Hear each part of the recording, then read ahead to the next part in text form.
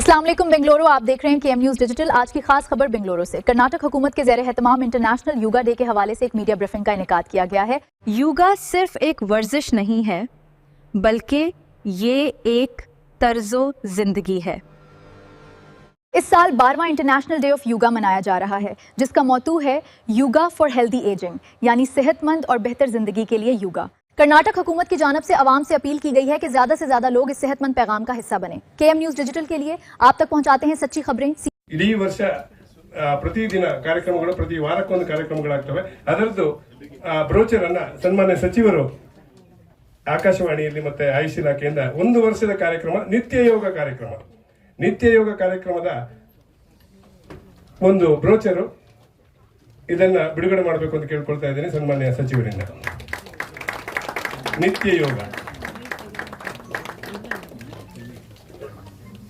12ನೇ ಧನ್ಯವಾದಗಳು. 12ನೇ ಅಂತಾರಾಷ್ಟ್ರೀಯ ಯೋಗ ದಿನಾಚರಣೆಯ ಮಾಧ್ಯಮ ಗೋಷ್ಠಿಗೆ ಈಗ ಎಲ್ರಿಗೂ ಸ್ವಾಗತ. ಇದನ್ನು ನಾಳೆ ಎಲ್ಲರಿಗೂ ಕೂಡ ಯೋಗ ಆದ ಕೂಡಲೇ ಯಾರ್ಯಾರು ರಿಜಿಸ್ಟರ್ ಮಾಡ್ಕೊಳ್ತಾರೋ ಅವರಿಗೆ ಎಲ್ರಿಗೂ ಕೂಡ ಈ ಒಂದು ಪ್ರೋಟೋಟೈಪ್ ಅನ್ನು ಕೊಡ್ತಾ ಇದ್ದೀವಿ. ಕರ್ನಾಟಕ ಸರ್ಕಾರ ಆಯುಷ್ ಇಲಾಖೆಯಿಂದ ಡಿಜಿಟಲ್ ಸರ್ಟಿಫಿಕೇಟ್ ಪ್ರೋಟೋಟೈಪ್.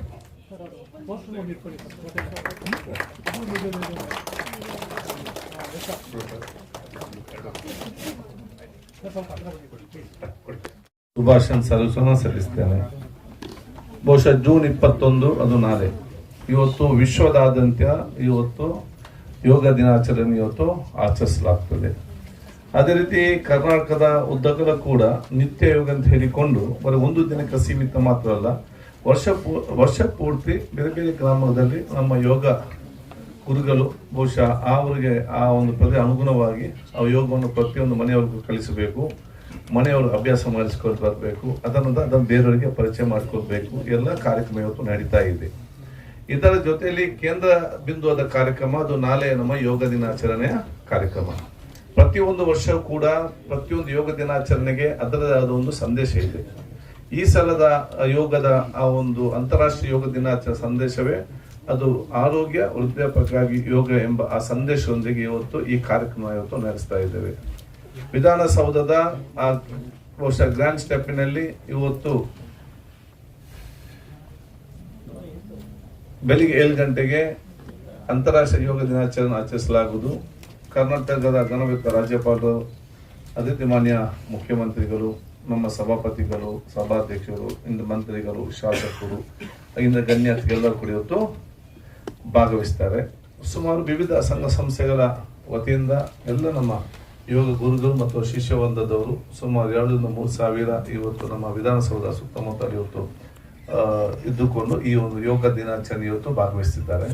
ಬಹುಶಃ ಬೆಂಗಳೂರಿನಲ್ಲಿ ಮಾತ್ರ ಅಲ್ಲ, ಈ ರಾಜ್ಯದ ಎಲ್ಲ ಕೇಂದ್ರ ಮತ್ತು ಎಲ್ಲ ತಾಲೂಕು ಮಟ್ಟದಲ್ಲಿ ಕೂಡ ಇವತ್ತು ಈ ಒಂದು ಯೋಗ ದಿನಾಚರಣೆ ಇವತ್ತು ಆರೋಗ್ಯ ಇಲಾಖೆ ಮುಖಾಂತರ ಮತ್ತು ಜಿಲ್ಲಾಡಳಿತ ಮುಖಾಂತರ ಕೂಡ ಇವತ್ತು ಹಮ್ಮಿಕೊಳ್ಳಲಾಗಿದೆ. ಅದಕ್ಕಾಗಿ ಬಹುಶಃ ಇವತ್ತು ನೀವೆಲ್ಲರೂ ಕೂಡ ಅದರಲ್ಲಿ ಭಾಗವಹಿಸಬೇಕು. ಮತ್ತು ಇದು ಒಂದು ದಿವಸದ ಕಾರ್ಯಕ್ರಮ ಮಾತ್ರ ಸೀಮಿತ ಅಲ್ಲ. ಇದು ಬಹುಶಃ ನಮ್ಮ ಈ ದೇಶದ ಋಷಿಮುನಿಗಳು ನಮ್ಮ ದೇಶಕ್ಕೆ ಮಾತ್ರ ಅಲ್ಲ, ವಿಶ್ವಕ್ಕೆ ಕೊಟ್ಟಂತ ಅತ್ಯಂತ ದೊಡ್ಡ ಮಟ್ಟದ ಕೊಡುಗೆ.